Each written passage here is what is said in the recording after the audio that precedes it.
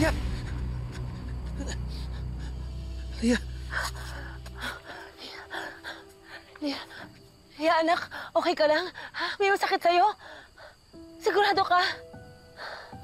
Ay, Diyos ko, maraming salamat. Walang mangyari masama sa anak ko. Leah! Are you okay? I can't believe we almost lost you. Anak, I'm so sorry. Okay, I'm so sorry. Daddy's so sorry. Are you okay?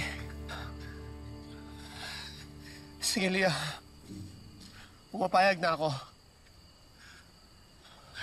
Itigil na itong mga away na to. Okay, pumapayag na si Daddy. Really, Daddy? Yung social worker po, pati po yung korte? Huh?